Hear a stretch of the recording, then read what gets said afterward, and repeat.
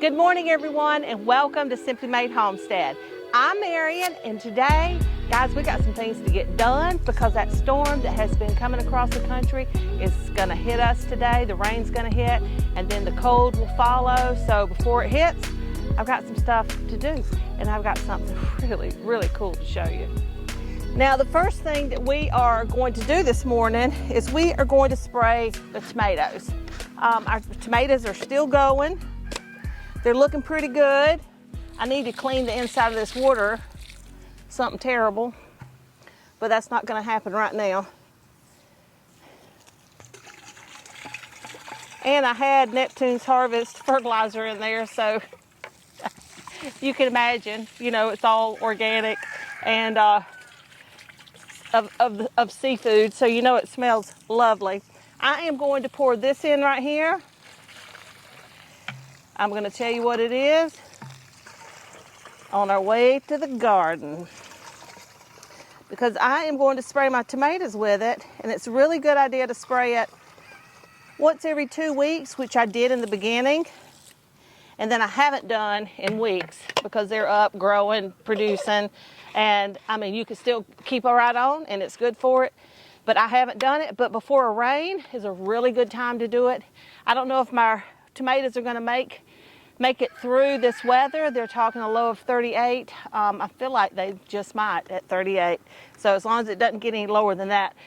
All right, now one thing I did do is yesterday evening, I came out here, and any of my tomatoes that were close to being fully ripe, I went ahead and picked them and I took them indoors because the rain, we're going to get a lot of rain. Too much rain can cause them to get too much water fast, and then they'll split, and we really don't want that. So I'm just tucking some limbs back that are sticking out. I did that yesterday too, but either they grew a lot overnight, or more likely I just missed a few. Oh, and this little guy right here, I know I tucked you back, so you need to get back in there.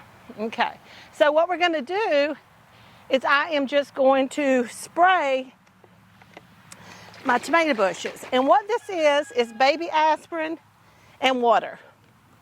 Now, when you do this, it's 600 milligrams per gallon of water.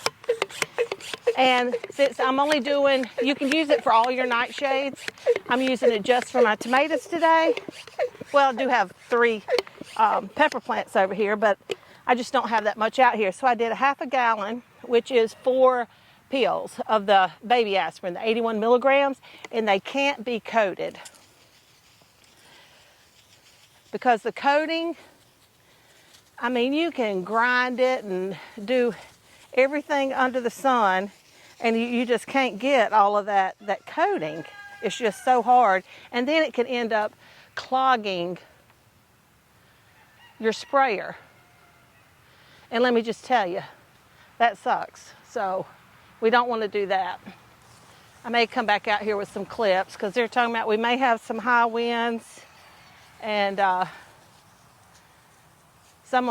think I am going to come out here, put some clips up to kind of give some extra support, because these little guys, I got some big leaves here, big long branches that need some good tucking.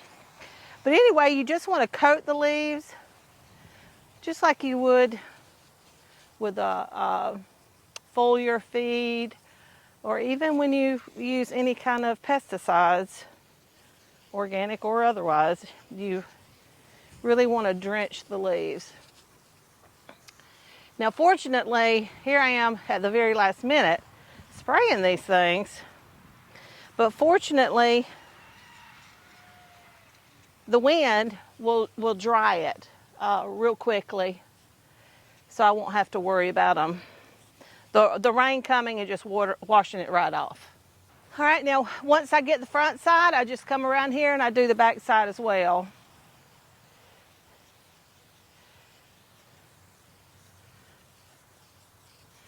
And now the recipe is, and I will put this in the description box below for you, It is 600 milligrams per gallon of water.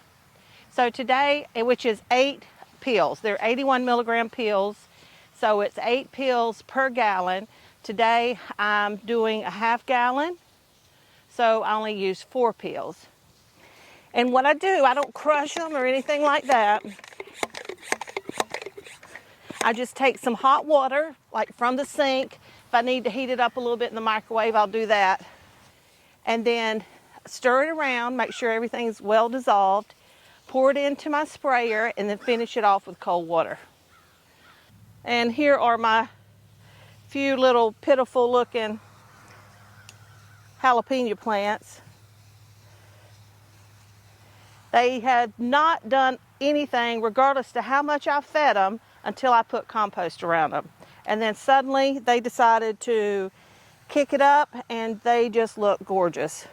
So we may lose them soon, but that's okay. We'll get to plant again before too long.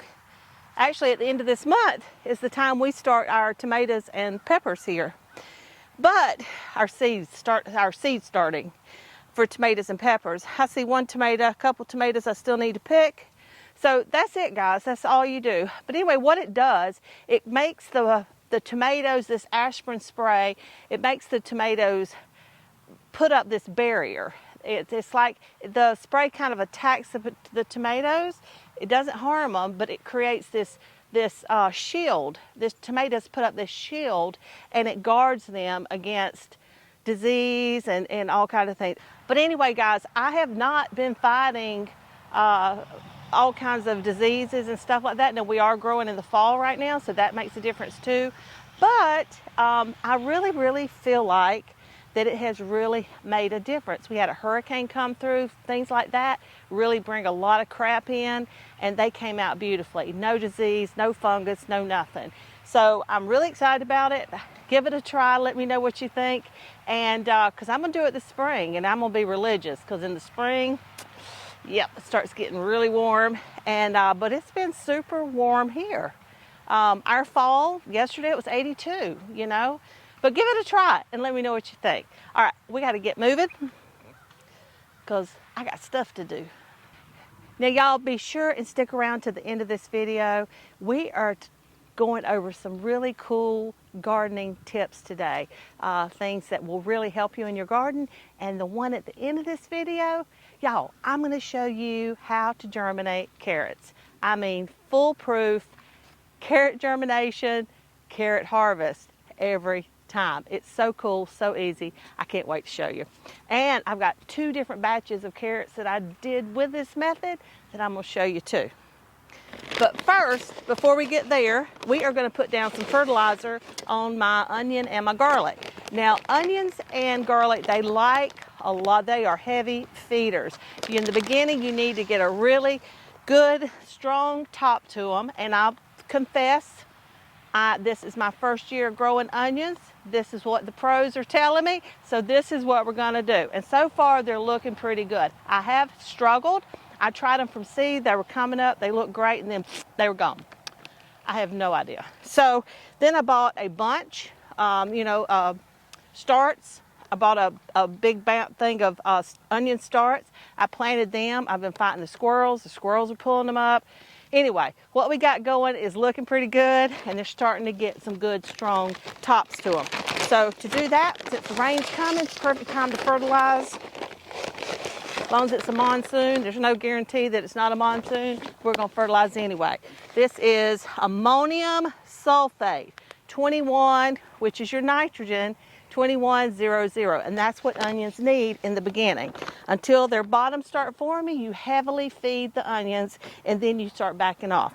So here we go. I like my little cup, and I just down the row.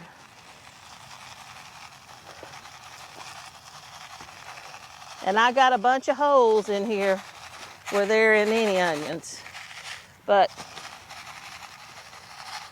now I pulled some dirt up on these, and then after I did it, I was like, you know, I really don't think I should have done that. But sometimes, you know, we just got to learn as we go. And I am feeling a few raindrops, which is not good. Now y'all, over here, this is my garlic right here. Can you see it? Yeah. This is my garlic over here. And I had elephant garlic. And it just didn't come up, didn't come up, didn't come up.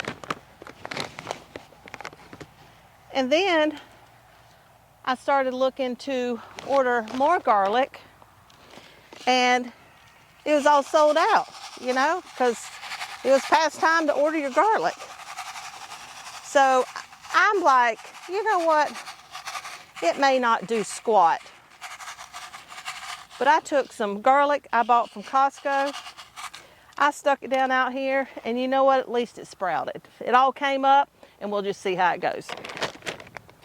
All right, y'all. Do y'all see those dark skies behind me? We got to get going big time. All right here, these are the carrots that germinated. Now, I actually let them sit too long because you don't actually want them to turn green.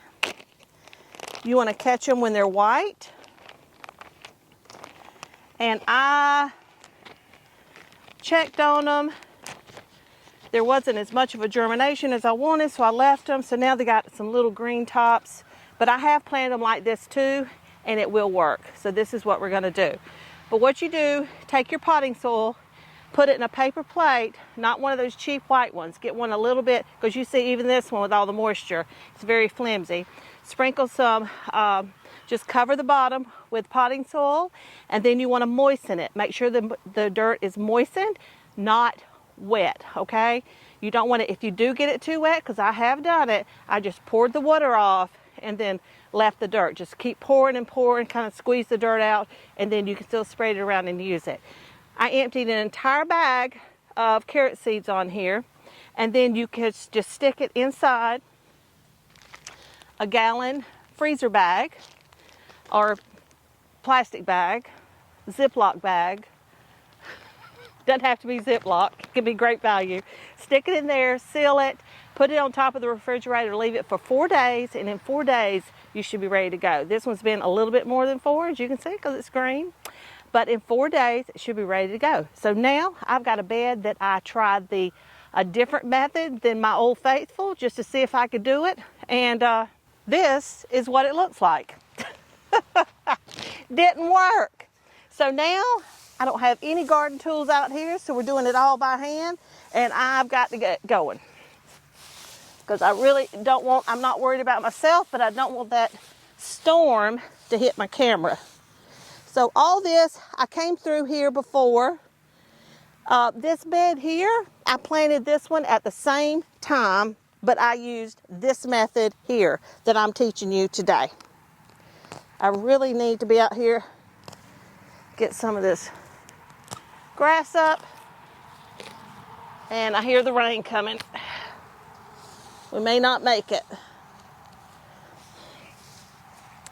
We just might not. All right, try to get as much of those weeds out as we can. May have to make a run for it, y'all.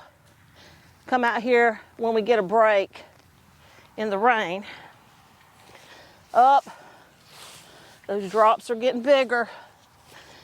You can see down here, they're getting squat. Oh, I really wanted to get this done. All right, y'all. So you just take your germinated carrots there, and very gently just sprinkle them around. And later on, I mean, I don't thin my carrots. I may come out here, like when they start getting bigger and you have like little baby carrots, if I want to pull some for a salad or something like that, then you just come in here and be sure and pull some, you know, that are close together. And that way you'll make room for the others where they can grow and get bigger. Now see, usually I take a little more care and I have a little more time, because I like little clumps. Come out here and spread them around.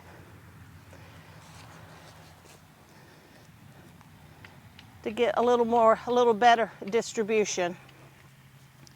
Now you can put some soil. If you've got good soil, you can put over the top right here, just a fine coating. But I have compost, so I'm going to put some of that over it. All right, y'all. Now, these carrots behind me, I planted them exactly the same, just not in such a hurry. And good soil, guys, is just everything. Because these carrots behind me, I use compost on, or worm castings. I'm not sure which one it was. Sorry for my heavy breathing. But I believe it was worm castings that I used back here. So good soil is really, really important. Because I have another batch, same kind of carrots, I'm almost positive. My New Year's resolution is to record things better, or to record things, to keep up with what is going on. It sure helps make it where you know what works and what doesn't, you know, instead of relying on memory, especially when you have a whole lot to remember. But anyway, while they are growing and look great, they aren't as green, and they just aren't as lush. All right, so that's there. And while that may have looked like I put a lot of dirt down, guys, I really didn't. It was just a fine dusting over the top. And this straw, it just really helps to keep the moisture in. And I really enjoy it in the garden. I've used it some in the past. I've used it much more here lately. And it helps to keep the weeds down and the moisture in. Now, I don't use it on everything, but I sure have enjoyed it on my carrots. Takes a little bit longer to see them coming up because this is so much taller, you know, but it works beautifully. Up, you hear that, y'all? We gotta go.